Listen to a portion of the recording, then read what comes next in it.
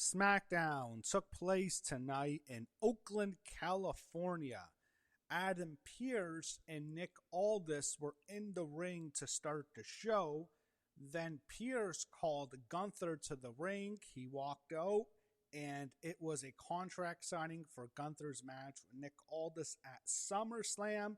And I did not like this segment. It did not work for me, brother. They brawled, and in the end, Gunther hit a powerbomb, driving Nick Aldis through the table. The one thing that bothered me the most was when they had Gunther talking, and he made a comment how this watch he has on costs more than what Nick Aldis has made for like the last year or something along those lines. That's a Ric Flair promo. That's something Flair would say. And I was just thinking to myself, that does not fit who Gunther is. It doesn't at all. He is the ring general. He's not the nature boy, and that just sounds like a promo Ric Flair would cut in NWA Mid-Atlantic in 1986, 40 years ago. I know Triple H is a big fan. Maybe he thinks this will get Gunther heat. I did not like this segment at all. That line particularly really bothered me because it does not fit Gunther at all. Backstage, we had the luscious Kathy Kelly, who was there to get an update on Nick Aldis after he was powerbombed through a table.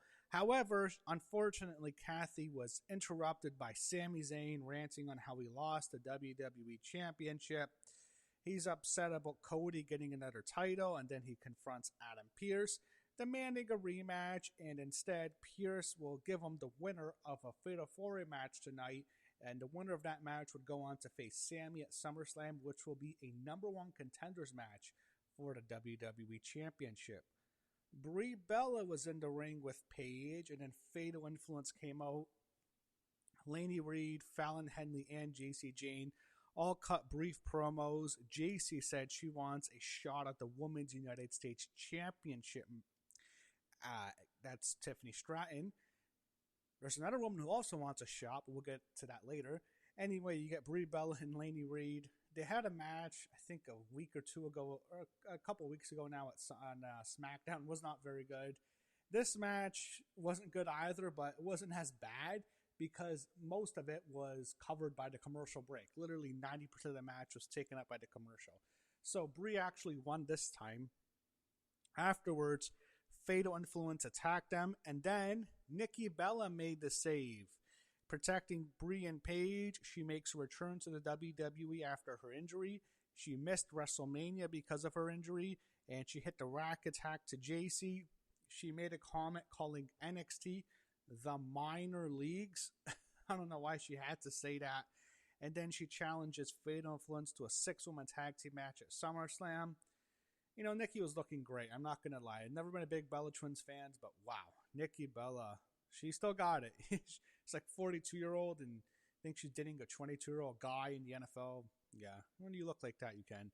Anyways, I guess with Nikki, I think her and Brie were always supposed to win the Women's Tag Team Championships. I really do, but I guess I don't want to see her get another reign now. I don't want another Bella Twins reign as Women's Tag Team Champions, but I guess that's probably going to be their direction.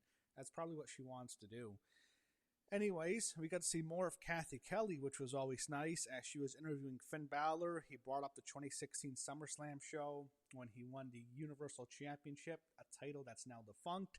Then Gunther walked up to him, mocked him. We're going to get that match in the future, but I don't know what the relevance was because Finn has like nothing really to do with Gunther in the near future. So I needed to bring this up. It's now been exactly 1 year since Hulk Hogan passed away. He died on July 24th, 2025. And it's definitely worth mentioning because no matter what you think of the man, he was the biggest star in the history of the wrestling business. So wanted to mention that 1 year since the Hulkster passed away. They bring up WWE Radio. Of course, we have Dave LaGreca selling his soul to WWE. But you know what, to be honest, when I heard that clip, people were complaining about him saying nothing will change. I mean, they're already WWE shills anyway. They'll just be bigger shills. So, I mean, you can complain about busted open radio. But what's going to change when you have all of them as WWE shills? Okay, same thing. Just going to be bigger shills. Also, Thunder Rosa from AEW, she had a spot with Busted Open Radio. No longer the case anymore. That's unfortunate to hear. It actually kind of pissed me off because she's likable, Thunder Rosa. That's just annoying, but whatever. WWE, and it's Nick Khan pushing that. All these partnerships like ESPN and now with SiriusXM and Netflix. It is what it is. Then we go backstage. Solo Sikoa showed up in the locker room where Powerhouse Hobbs. Why did I call him Powerhouse Hobbs? Royce Keys was warming up. I'm sorry. I don't know what that just popped in my head. Anyway, he was warming up.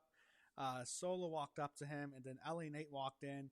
Both are worried about the bloodline interfering in their match, or Keys' match, except him. And it's funny because they did. But both LA Knight and Solo Sikoa were worried. Royce Keys didn't seem too worried. We go also another backstage segment. Tiffany Stratton and Chelsea Green talked about the ladder match at SummerSlam, and Chelsea actually referenced the time when Tiffany knocked her off the ladder at Money in the Bank a couple years ago. And they could do a spot where Chelsea knocks Tiffany off the ladder, but I don't think Chelsea's winning. But that did happen 2 years ago.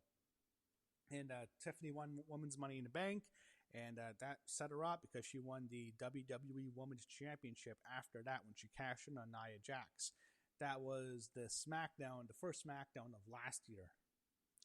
Anyway, after Chelsea and Tiffany are done talking, Chelsea goes out for her match, and then Tiffany, the Women's United States Champion, is confronted by Blake Monroe. A lot of people have talked about this because Blake and Tiffany are two hot blondes, and they have a similar look. I can see the gimmick similarities. I think Blake's, she's just a lot more sexual. She's not like how she was when she was Mariah May, but the character's just more sexual than Tiffany Stratton, who's just more of the Barbie doll type.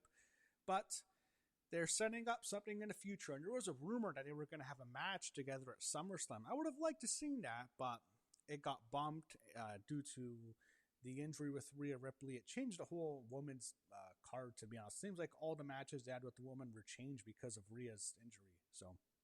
But Blake wanted a shot at the Women's United States Championship, as does JC Jane. But I think Blake and Tiffany is a much bigger match than Tiffany and JC. Chelsea Green was out next. After the break, Kiana James was out, and they did mention Julia. Like, she hasn't been on TV in weeks. Like, I'm worried she was going to get cut. I'll just say it.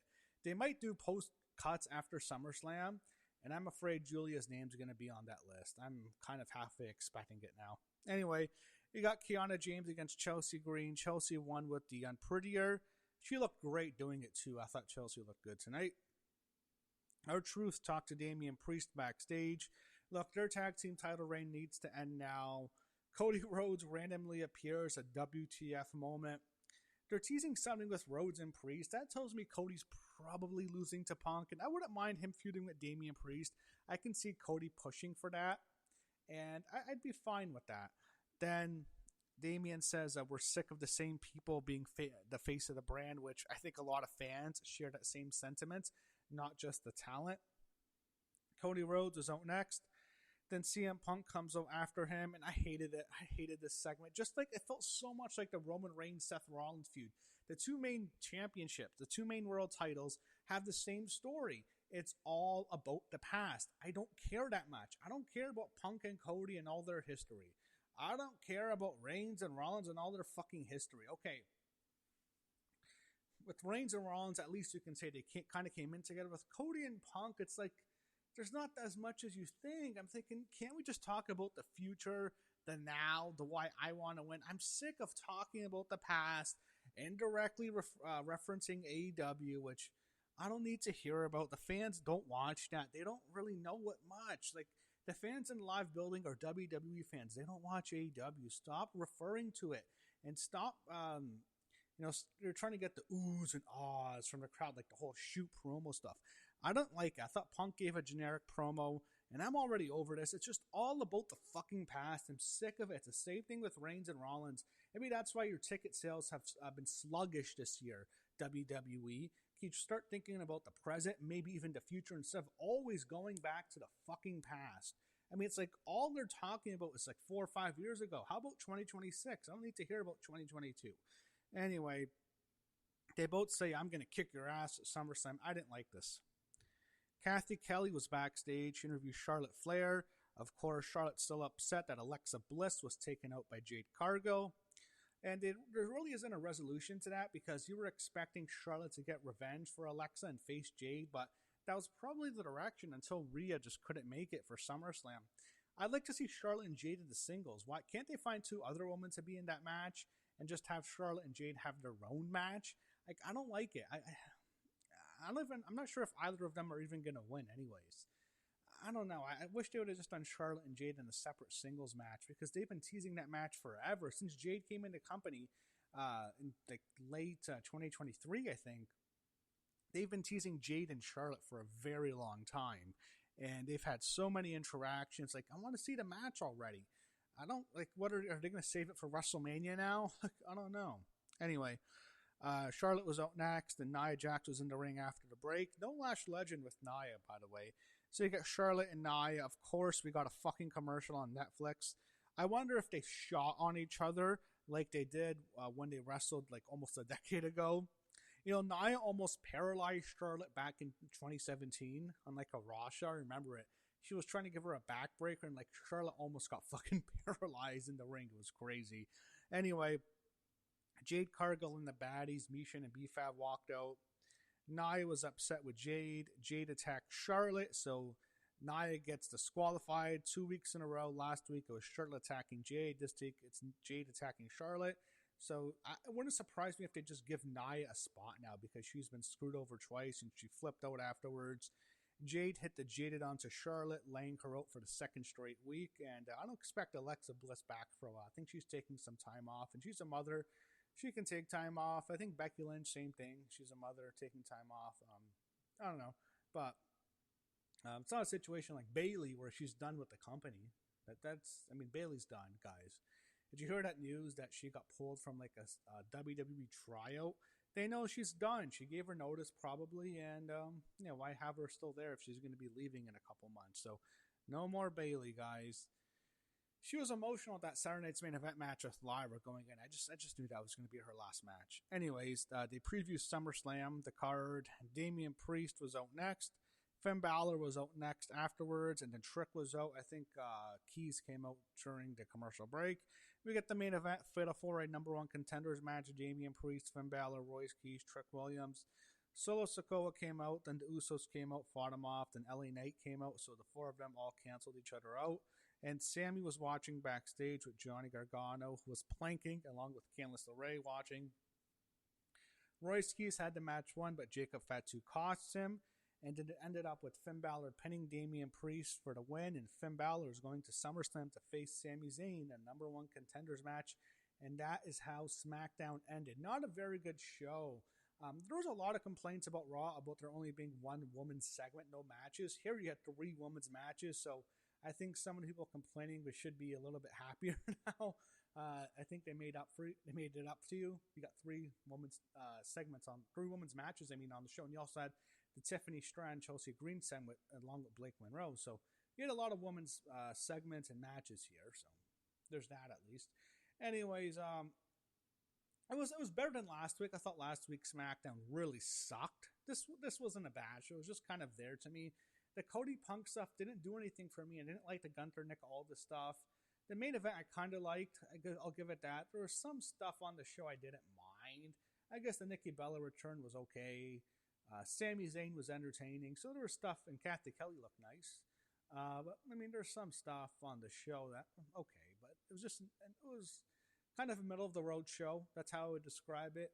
And better than last week, but still nothing much to write home about. It's not the kind of show that I think is going to really get people really excited to buy tickets for SummerSlam, which are still sluggish. I think they're still under 30,000 for both nights. Not a good look for WWE.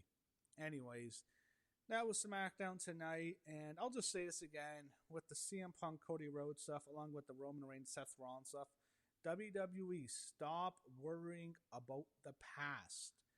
It's time to focus on the present, maybe even the future. We are sick, or at least I can speak for myself, I am sick of them always referring to the past for these major programs. We get it. Reigns and Rollins have a long history, as do Punk and Cody, to actually to a lesser extent, but it's exhausting how much they're going back in time. I want to know about the now, the presence, why they want to win the WWE Championship. I don't care about what happened 3-4 years ago. I'm sick of that. I'm sick of them indirectly referring to AEW. Let's focus on what's going on now. Stop going back to the past.